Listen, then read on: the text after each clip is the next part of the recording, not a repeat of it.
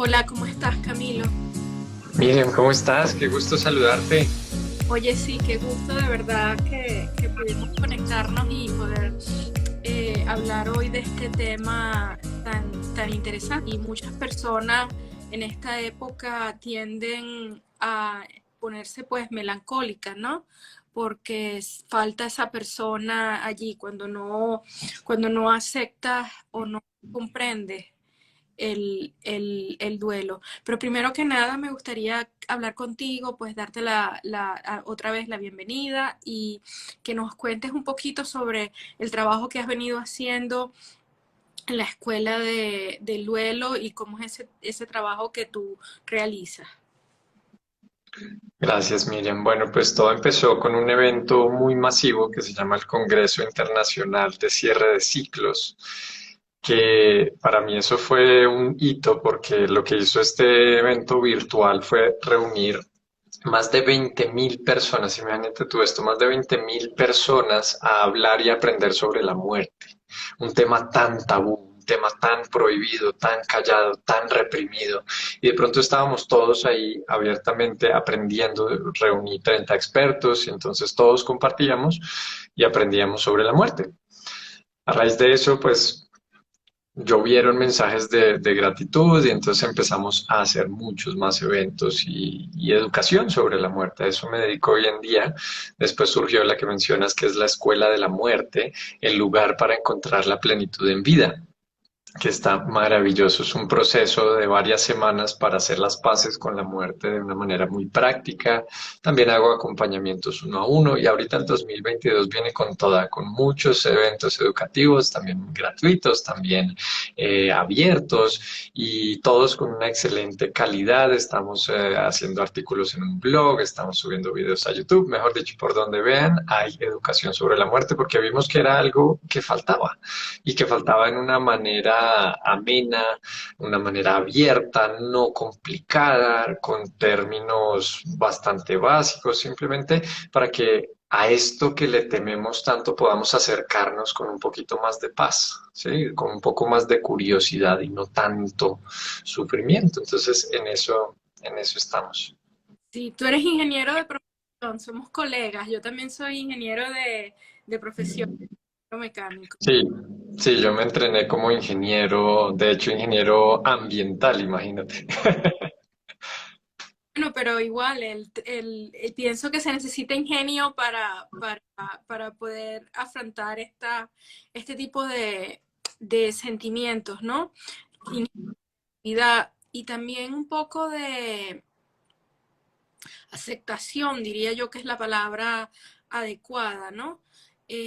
¿Cómo, qué o sea, en estas fechas en estas fechas decembrinas, piensas que es más duro porque nos damos cuenta de quién es la persona que hace falta, o tú piensas que el duelo, pues, en realidad no se ve exagerado por ciertas ocasiones o ciertas fechas?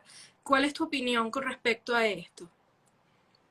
Sí, bueno, primero, digamos que la primera claridad es que cada duelo es tan único como cada vida. Si tú tienes un duelo, ese duelo es absolutamente único a ti. Y puede que a ti las fechas festivas o los primeros meses, a ti no te afectó tanto, a ti te afectó 3 años después, cuando viste una película y recordaste.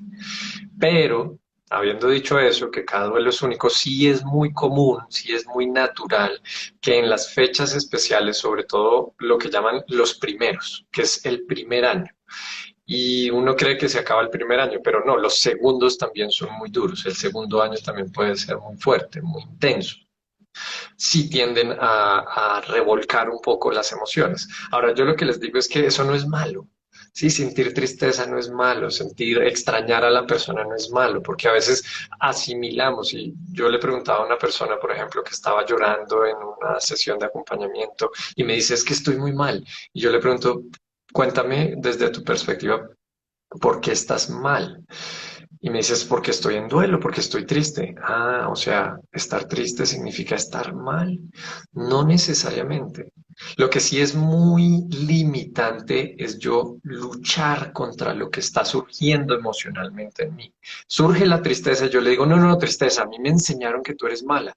Entonces me niego porque en ese momento yo soy tristeza y lo que necesita mi ser experimentar es tristeza. Pero yo le digo, "Ah, no, a mí me enseñaron que eso es malo. ¿Sí? Acá en la reunión no te vas a poner a llorar, ¿no? Entonces, sí, sí, definitivamente es un factor que revuelca, altera las emociones, pero no diría que es algo necesariamente malo. Malo. Puede ser muy incómodo si yo lucho contra lo que está sucediendo. Pero también si nos preparamos, pues puede ser algo que vivimos pues con mucha plenitud. Mira, te voy a contar una experiencia personal, ¿no? Hace 3 meses murió mi abuelita y es duro cuando tú no estás, ¿no? Cuando la persona que muere, tú tienes, por decirte, en mi caso, desde el 2013, 7 años, diciéndole todos los años, este año sí te visito, este año sí te visito, porque yo vivo en Canadá y mi abuela estaba en Venezuela. Y entonces, muere, queda como un vacío, queda como una cosa de, oye, no fui, no me pude despedir, y habemos muchas personas que no estamos ahorita cercanas a nuestros familiares, y sobre todo hay muchísimas personas de Venezuela que ni siquiera es que pueden volver por el tema de los pasaportes o la cosa. Entonces, es duro, ¿no? Pero te contaba, a mí me pasó que yo pasé unos días, pues, sí, como te digo, bien duros, estaba bien triste, y hubo un día que dije que me senté a tejer. No sé, me dio por agarrar y tejer y tejer y tejer. Y pasé, te puedo decir, más de 12 horas sin despegarme de lo que estaba haciendo. Y eso fue sanador. No sé qué pasó, pero luego que pasó esa experiencia, me sentí muchísimo mejor. No sé si fue que me di en la tarea, pues, como de tomarme unas horas de descanso. ¿Qué, qué tipo de actividades, por ejemplo, tú recomendarías en un momento de duelo? Súper, súper buena pregunta y muchas gracias por compartir tu historia porque eso es un gran ejemplo de lo que otras personas pueden hacer. A ver, no estamos diciendo obviamente que entonces si estamos en duelo se ponen a tejer un par de horas, ¿no? Simplemente hacen lo que tú hiciste, que fue permitirte ser auténtica con lo que querías en ese momento. ¿Sí? Y en ese momento tú querías enfocar toda tu energía en tejer.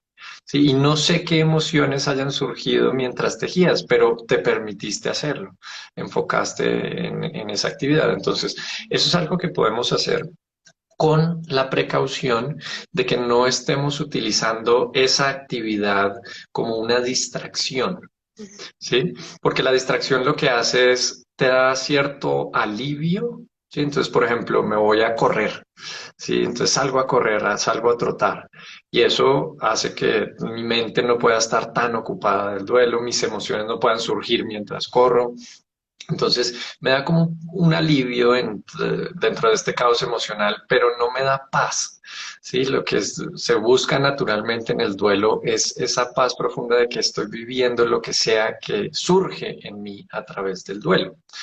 Ahora, habiendo dicho eso también, es importante darnos espacios, mejor dicho, lo que necesita el duelo es espacio, pero espacios de diferentes tipos, ¿sí? Espacio emocional. Esa es la prioridad. Espacio emocional. Actividades que te permitan vivir tus emociones. Muchas veces esto pasa naturalmente. Vemos una foto de nuestro ser querido. Y si queremos honrar el espacio emocional ahí, simplemente dejamos que las emociones fluyan. ¿Sí? A raíz de ver esta foto. Incluso a veces yo le digo a las personas, tú quieres, te faltó algo por expresar, escríbele una carta.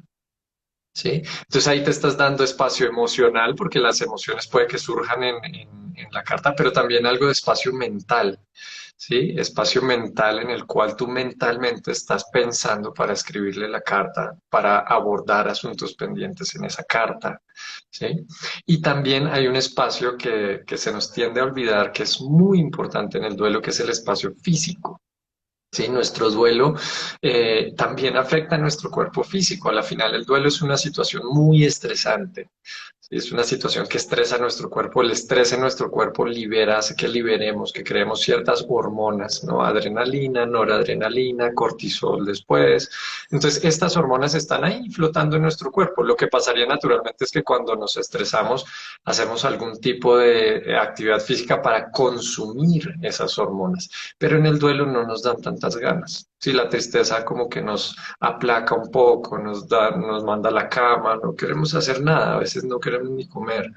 Y entonces por eso es muy importante tener algo de actividad física durante el duelo. Sé que no es lo más cómodo, para algunas personalidades sí, pero para muchos otros no. Entonces, actividad física no me refiero a que hagan un triatlón, que se vayan al gimnasio todos los días, no. Si caminan, por ejemplo, o tienen por dónde caminar, caminen un poquito más rápido hasta que suden un poquito, que en ese sudor se van consumiendo estas hormonas tan estresantes.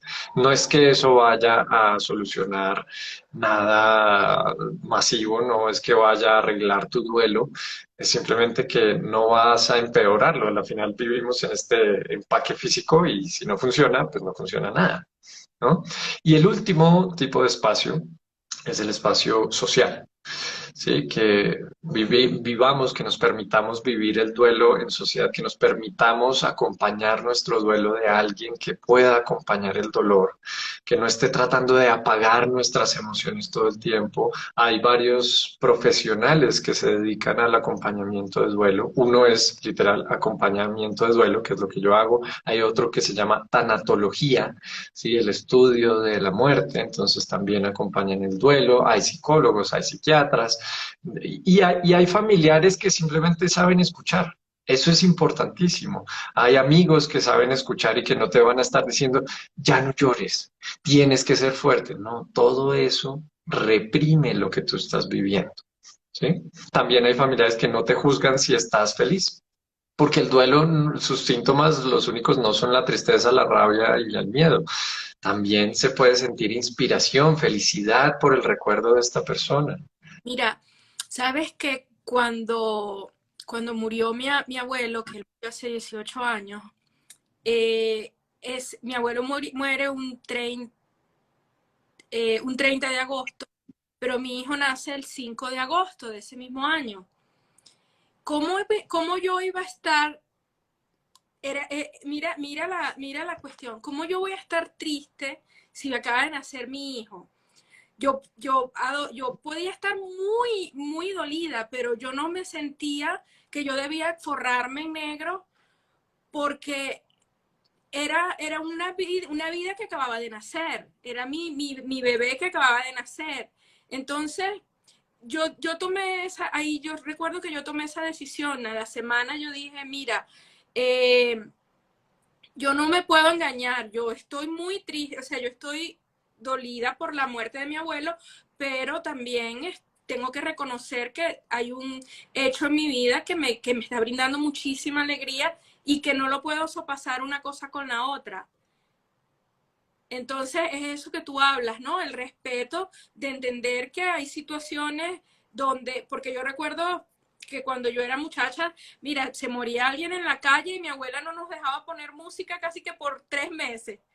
No se podía Mm, hacer algo a la calle donde vivíamos por mes sí, completo, ¿entiendes? Entonces, mm, que también la sociedad nos lleva a que hay que vivirlo, la sociedad nos dice hasta de qué manera vivirlo, nos dice, mira, te tienes negro por un mes, te tienes que poner, luego del negro, mira, está permitido el marrón y está permitido de repente un azul oscuro, blanco, pero nada de rojo, y te dice que no pongas música, que esto, ¿cómo?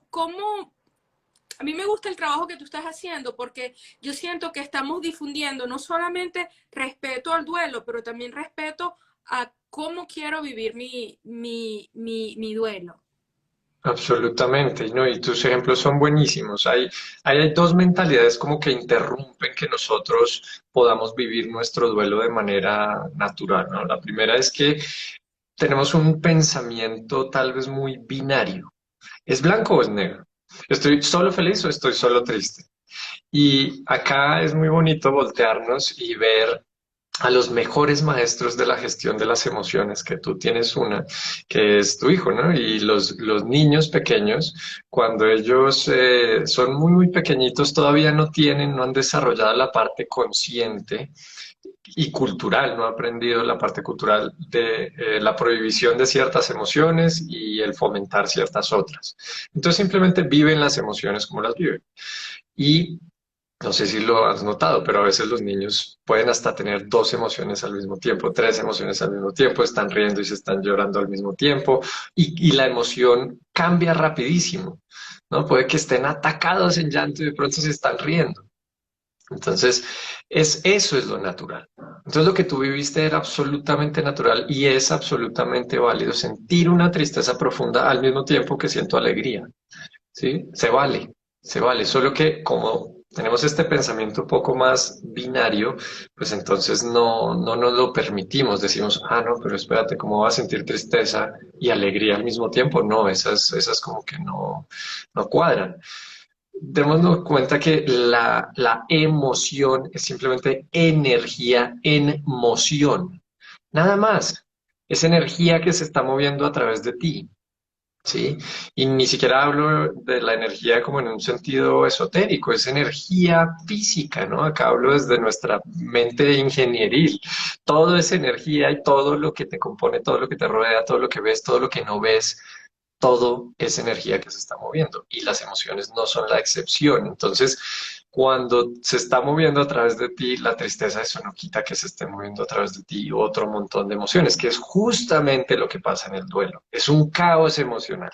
Sí, predomina muchas veces la tristeza, pero entonces también se le mete rabia y entra la culpa y entra el miedo y entra el rechazo y entonces de pronto surge la alegría y todo eso confunde a la mente analítica y por eso decía que el espacio emocional es la prioridad, porque la mente analítica hay cosas que simplemente no va a entender en ese momento. ¿Sí? Cuando estamos viviendo mucho dolor, entramos en algo que se llama la anulación psíquica, que es no poder procesar información. Sí, si estás viviendo, por ejemplo, dolor físico, te rompiste una pierna y te rompiste el hueso y duele mucho y te ponen unos problemas de matemáticas. No puedes, simplemente, de hecho, el 70-80% de la capacidad intelectual se desvanece cuando estamos viviendo mucho dolor, ya sea físico, ya sea emocional, porque se activan las mismas partes de nuestro cerebro. Entonces, no podemos pretender entender todo con una capacidad pequeñita intelectual que tenemos y viviendo mucho dolor.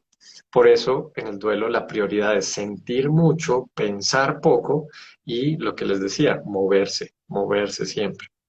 Entonces, sí, dime. ¿Y cómo hacemos? Tú nombras a los niños que ellos tienen pues esta capacidad de cambiar de sentimientos. ¿Cómo hacemos para explicarle a los niños cuando mamá está en duelo? Ujú, buenísimo. Mira que esa situación, dentro de todo lo desafortunado, tiene una gran fortuna y es la mejor opción, la mejor oportunidad para enseñarle a los niños a gestionar sus emociones. Muchas veces, ¿qué pasa? Hacemos lo opuesto, ¿no? Les enseñamos justo en ese momento a reprimir las emociones. Y aquí te hablo desde la experiencia, ¿no? Cuando fallece mi abuelito, yo tenía 8 años. Entonces, al niño no se le puede decir que el abuelito está enfermo. Al niño no lo vamos a llevar al funeral. No le digan muy bien qué pasó. ¿Sí? Entonces, a mí lo que me enseñaron en ese momento, y eso no es un juicio a mi familia, este es el status quo, esto es lo que nos pasa a todos, porque hay una falta de educación masiva, ¿no?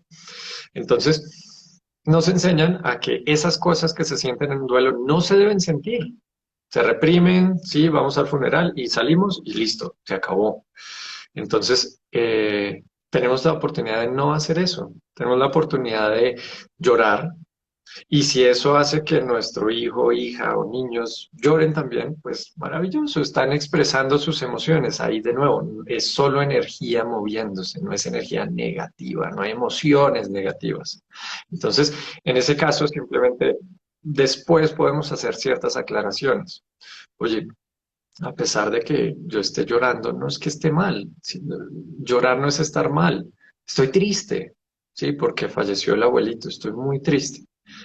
Y tú puedes estar triste también o puedes estar de otra manera.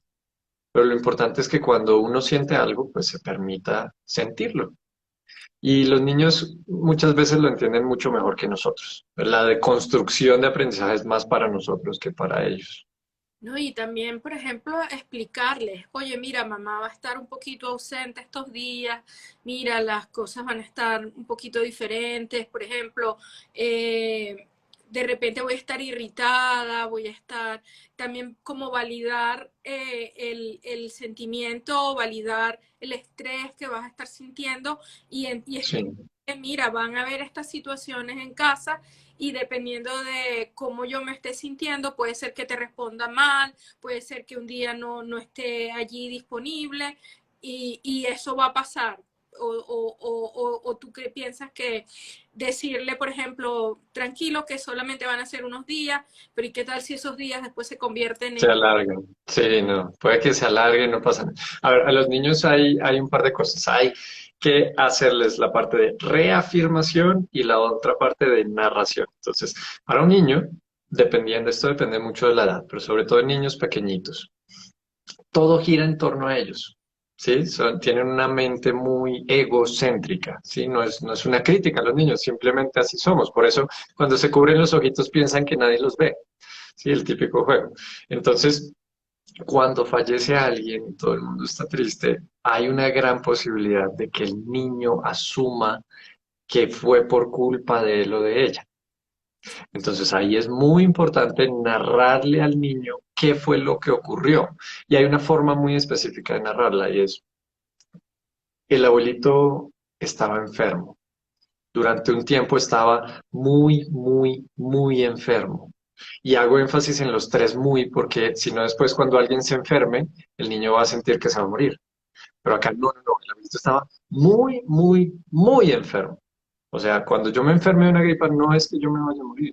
Tal vez si estoy muy, muy, muy enfermo, sí, pero ahí digamos que ellos toman todo demasiado literal, ¿no? Entonces, le narras cómo falleció, su corazón se detuvo, su riñón hizo una falla, lo que sea, ¿sí? Y así le puedes explicar que el abuelito murió y a la final le preguntas, cuéntame tú qué entiendes por muerte, qué es la muerte. Sí, para hablar con los niños lo mejor es ponerse al nivel de ellos, incluso físicamente. Puedes subirlo a una silla para que estén a tu nivel, puedes tú bajarte a su nivel de altura y le preguntas, porque ellos hablan con preguntas, ¿no? Ellos preguntan todo el tiempo por el mundo, están descubriendo el mundo. Entonces tú le puedes preguntar, tú cuéntame qué entiendes cuando yo te digo que el abuelito murió. ¿Tú qué entiendes? Cuéntame. Y así vas con preguntas entrando en su realidad para poder hablarle más a su nivel, básicamente. Sí, entonces, esas son situaciones muy, muy importantes y la reafirma, eso es la narración, ¿no? Les estamos narrando qué fue lo que pasó. No le decimos, el abuelito murió. No, el abuelito estaba muy, muy, muy enfermo. El abuelito empeoró durante unas semanas en el estado de su corazoncito, que todos necesitamos nuestro corazón para vivir. Y al final murió. Y le preguntas para ti qué entiendes, ¿sí? Porque puede que ellos entiendan, entonces, no, es que porque esto tienden a decírselo mucho, no, es que el abuelito está durmiendo. Entonces ellos ya inmediatamente dicen, ah, bueno, el abuelito se va a despertar más tarde o mañana o algo, pero se va a despertar. Entonces les creas esa ilusión de que puede resucitar físicamente. O les creas el miedo de dormirse ellos mismos porque creen que después no se van a despertar. Entonces, no hablar con analogías, no hablar con eufemismos, decir las cosas lo más aterrizado y claro posible. Y, perdóname, para acabar esta idea, eso era la narración y la reafirmación es reafirmarle al niño que lo que sucedió no es su culpa. Y muchas veces ellos piensan que porque se portaron mal, entonces el abuelito falleció. O si se portan bien, entonces el abuelito va a volver.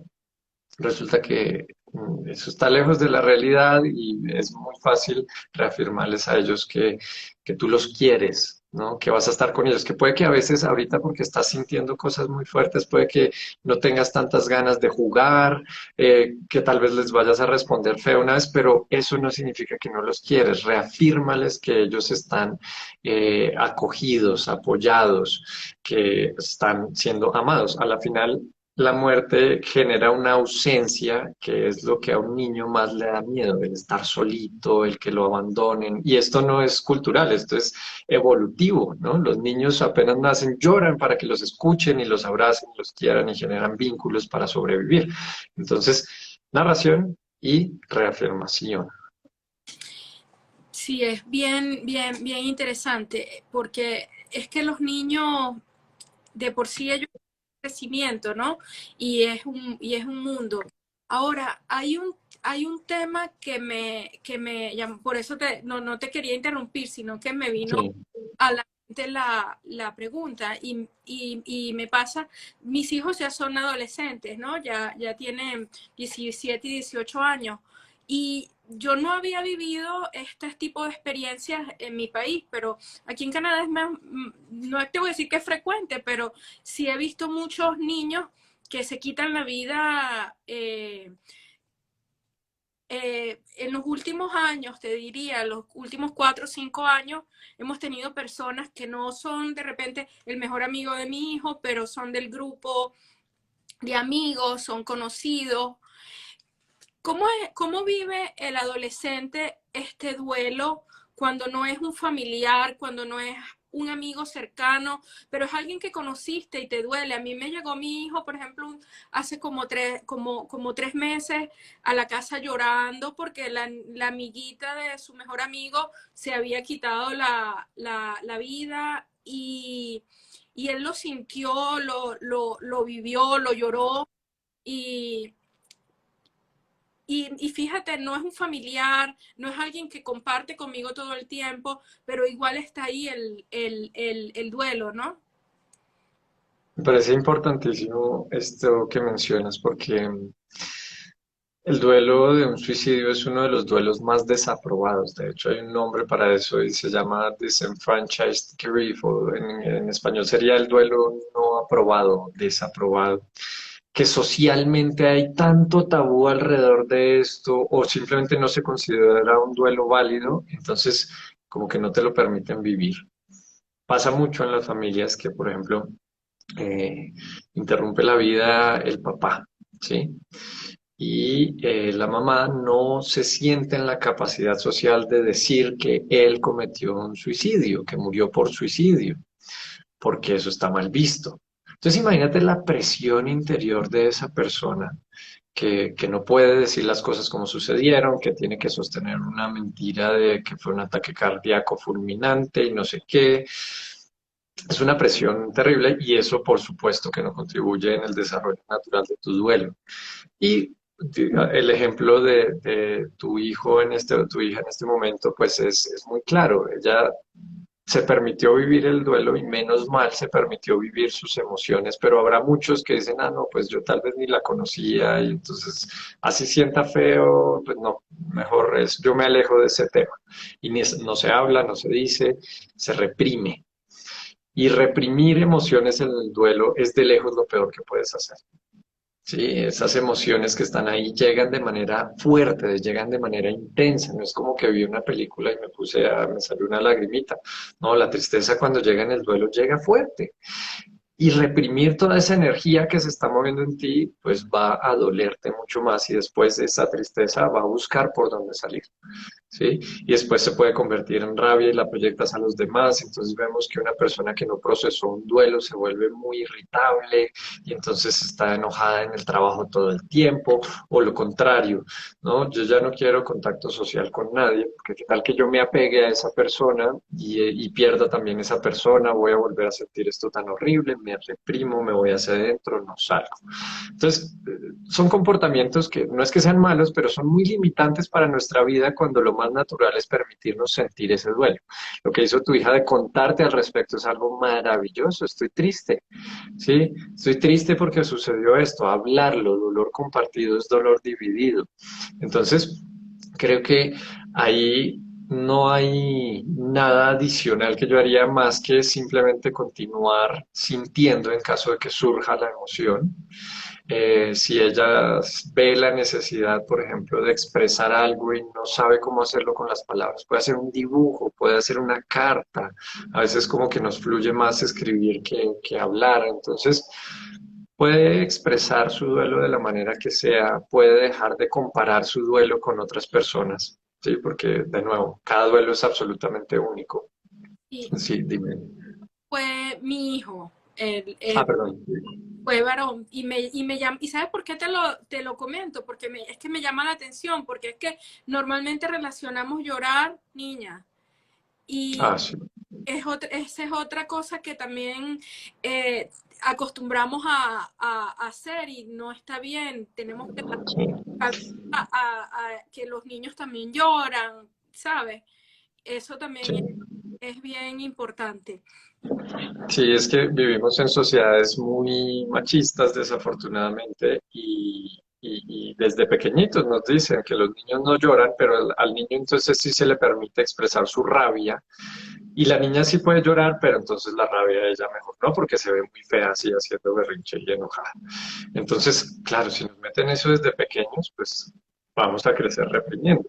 Y para el hombre, digamos que el tema de la represión emocional va mucho más allá del punto en que tú muestras cualquier emoción, cualquier signo de vulnerabilidad, entonces ya la embarraste, ya no está bien eso. Y entonces puedes ser más niña que niño. Y resulta que, pues no, eso no pasa la prueba más mínima de lógica, ¿no? O sea, eso es absolutamente irracional decir que las emociones son exclusivas para unos y para otros no. No tiene ningún sentido, pero claro, para alguien que creció así puede ser muy difícil reemplazar esas mentalidades y que no le importe que los otros lo vean llorando. Yo creo que poco a poco pues, vamos a ir haciéndolo y las generaciones de hoy en día están un poco más abiertas. Me alegra inmensamente que tu hijo esté mucho más abierto a sus emociones porque eso lo va a ayudar a él, va a ayudar a todo su entorno, va a ayudar a todos, a sus hijos, a su descendencia, mejor dicho. Es maravilloso. Mira, tenemos algunos comentarios. Alguien preguntó cómo llegaste al tema del duelo, pero creo que lo explicaste al principio del live que fue a raíz del Congreso, ¿cierto? Digamos que ahí comencé a compartirlo. Digamos que el duelo ha estado presente como en todas nuestras vidas, en mi vida desde muy joven. El primer duelo significativo que recuerdo fue justamente el que te conté de mi abuelito, que fallece cuando yo tenía 8 años, pero el duelo no es solo el fallecimiento físico, la muerte física. Muchas relaciones, por ejemplo, que han muerto en mi vida, entonces la persona siguió viva, pero la relación se acabó, entonces ahí hay un duelo. Sí, el duelo de pasar de ser niño a ser adolescente, ahí hay un duelo, de ser adolescente a ser adulto joven, etcétera. Entonces hay muchos duelos que he tenido la fortuna de ir abordando con un poco cada vez más de conciencia y de ahí he ido aprendiendo. Creo que el momento más contundente fue el fallecimiento de mi abuelito a los 8 años, pero como te conté, ese duelo yo no lo pude procesar, no lo pude vivir por la falta de educación en general y quedó congelado. Eso se llama el duelo congelado. Y 20 años después, en una sesión terapéutica, mencionaron a mi abuelo y en ese momento yo ya me permitía vivir mis emociones. Entonces empezaron a surgir una tristeza como si mi abuelo hubiera muerto en ese momento y yo la permití. Y ahí pude experimentar, pude descongelar ese duelo que tenía. Y, y después de vivir las emociones, lo que sentí fue una ligereza absoluta. ¿No? Como no sé si tú o alguien que esté acá conectado se han permitido soltar el llanto sin luchar contra el llanto, sino entregarse a la tristeza. Lo que se siente después de eso es mucha ligereza, es cansancio, porque cansa, pero es ligereza. Yo dije, esta ligereza hay que compartirla, porque es que no es difícil, es simplemente permitirse vivirlo. Y qué bonito, es como si uno cargara un ancla toda la vida y de pronto ya se le olvida que la está cargando porque la cargó durante mucho tiempo. Entonces uno cree que eso es parte de uno, pero no, la sueltas y te das cuenta que tu estado natural es mucho más ligero. Entonces Sí, fue por ahí la historia. tienes toda la razón. Y tú preguntas que si en la audiencia hay alguien que haya sentido y nos dicen, una muchacha nos dice, Romy Muller, que es que nos han educado para intentar disimular y superar rápido el duelo. Y la verdad que no, la tristeza es un sentimiento natural. Absolutamente. Y el duelo no es algo para superar. Superar quiere decir pasar la página, quiere decir olvidar, quiere decir dejar atrás. Pero yo siento que eso no es lo que queremos hacer con nuestros seres queridos, ¿sí? Y no es lo que queremos hacer con emociones que no son negativas. El duelo no es para superar, el duelo es para transitar y para integrar. Hay una nueva ausencia en tu vida, hay unas nuevas circunstancias en tu vida que ahora debes integrar a tu nueva realidad. Entonces, ya desde que digamos yo quiero superar el duelo, ya estamos rechazando el duelo. Estamos diciendo, a ver, esto hay que pasarlo rapidito y vamos a hacer el paso ABC para ya no sentir tan feo. Y resulta que no estás sintiendo, estás luchando contra lo que sientes, que eso sí se siente feo. Sí, no es para superar. A ver, entonces, si te entiendo, ¿no? El, el duelo no es cómo aprendo a superarlo, no, es cómo aprendo a integrarlo en mi día a día.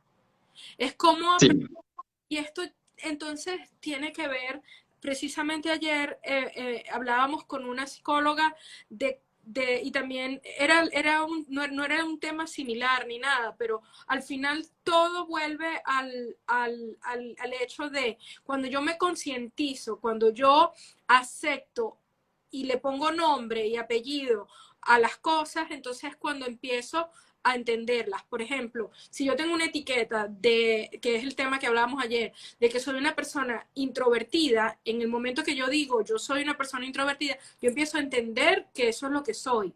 Entonces ya empiezo a aceptarlo, a integrarlo. Es lo mismo, yo tengo duelo, estoy sintiendo tristeza. En el momento que yo me concientizo de la emoción que estoy sintiendo, entonces ya comienzo a hacerme consciente y a sentirla y a integrarla, ¿cierto? hay una línea muy delgada con la cual hay que tener mucho cuidado y es sentir no es entender la emoción. Sentir es sentir, porque los bebés si no, entonces no podrían sentir. Los bebés sienten y esa es su emoción, ¿sí? Para que un bebé sienta tristeza no tiene que entender que lo que está sintiendo es tristeza, ¿sí? Entonces, en el duelo es mucho más importante que tú te permitas sentir lo que sea que estás sintiendo sin luchar contra eso, a que entiendas si lo que sientes es tristeza, o es tristeza mezclada con rabia, o es tristeza, rabia y culpa, o es un poquito de inspiración y felicidad. No importa. Sí, yo siempre les hago la pregunta, ¿qué prefieres? Imagínate que tienes una gripa. ¿Tú prefieres entender tu gripa o quieres quitártela? Quitármela. Quitártela.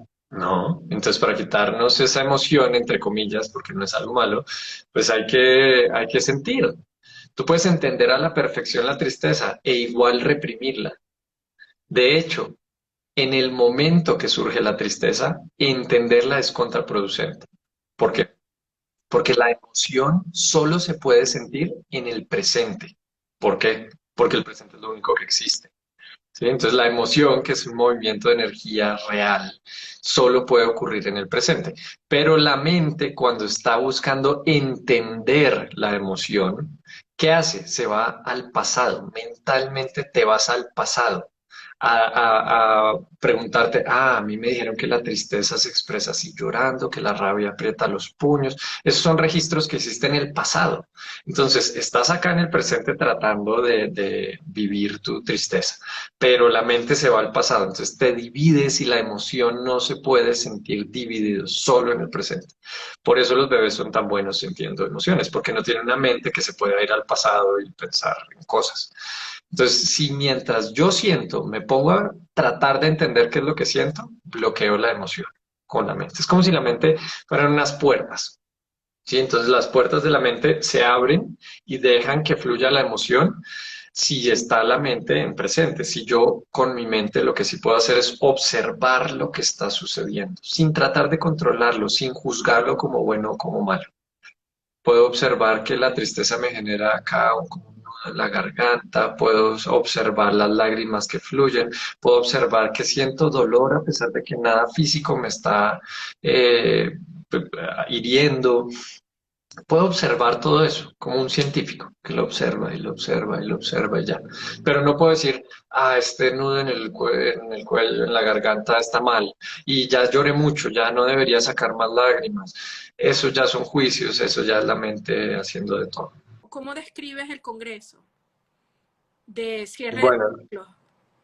el Congreso, básicamente lo que hacemos es reunir a los mejores expertos internacionales en el tema del duelo y los diferentes cierres de ciclos. Entonces, está el duelo de la muerte física, también el de una relación, también el del trabajo, cambios en general en la vida.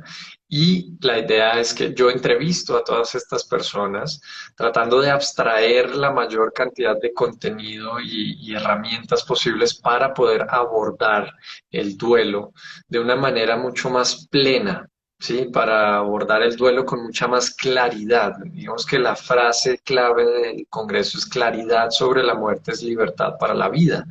Entonces, eso es, buscar claridad sobre algo que es tan tabú y que nunca nos atrevimos a explorar un poco más. Y exploramos la muerte, de hecho, con mucha curiosidad, incluso con cariño, ¿no? Ya dejamos de verla como ese verdugo al final del camino, que es la mala del paseo. Y nos damos cuenta que la muerte no está al final del camino, siempre está acá al lado nuestro y es una gran maestra. Sí, entonces mínimo la vemos como una compañera de vida, máximo la vemos como una maestra. Entonces, es comenzar a hacer las paces de a poco con la muerte. Digamos que para mí una analogía bonita de lo que es el Congreso y en realidad todo lo que hacemos en la educación sobre la muerte es como si te dicen, mira, te vamos a mandar a la habitación de la muerte. ¿Sí? Y entonces no es que te vas a morir, solo vas a ver ahí qué es lo que es la muerte. Y entras a la habitación y está oscuro, no ves nada. No ves nada, si oyes que están pasando cosas, sientes cosas, y a ti te habían contado un montón de historias de que la muerte es sufrimiento, de que la muerte es solo dolor, de que la muerte se tiene que vestir de negro durante 8 meses, no poner música como te pasó a ti. Entonces, te contaron un montón de historias de miedo sobre la muerte. Entonces, cuando tú entras a una habitación oscura, pues te va a dar miedo. No hay otra opción, ¿no? Es como con las historias de miedo en la oscuridad, que nos cuentan que está el coco y que está la mano que sale debajo de la cama y el monstruo escondido en el closet. Pues en una habitación oscura te va a dar miedo. Pasa lo mismo con la muerte. Entonces acá lo que hace el Congreso y toda la educación sobre la muerte es que te dan una linterna, te dan una vela, te dan una luz, te muestran dónde puedes encender la luz para que en la habitación de la muerte la veas como lo que es y no como lo que te enseñaron que era. Básico. Lo único que tienes es esa claridad que te da la luz. Y ya con eso cambia radicalmente tu experiencia de la muerte. Eso es. Que es como sanador, es una experiencia sanadora. Muchas personas que nos acompañan hoy dan fe de que el Congreso fue maravilloso. ¿Cuándo es el Congreso, Camilo? No te escuché lo último. Eh, Perdón. ¿Cuándo es el próximo Congreso? Junio del 2022. Junio del 2022, si quieren preinscribirse a la lista de emails y que les llegue porque es de inscripción gratuita durante unos días, entonces pueden entrar y ver absolutamente todo y es genial. Entonces pueden ir a deatheducationgroup.com, le hacen clic, dejan nombre y correo y listo.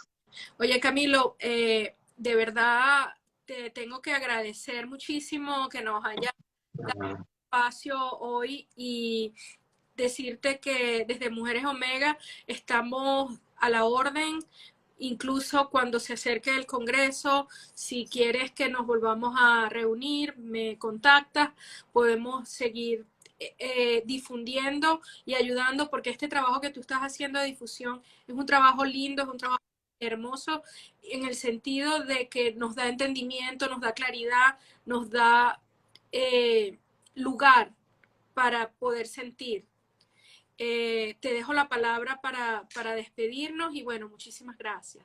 La gratitud es absolutamente mutua. Gracias por este espacio y por abrir las puertas de esta comunidad tan hermosa de Mujeres Omega. Pues qué lindo que estén generando tanto contenido, de tanto valor y que a la final eso es oro para nuestras vidas.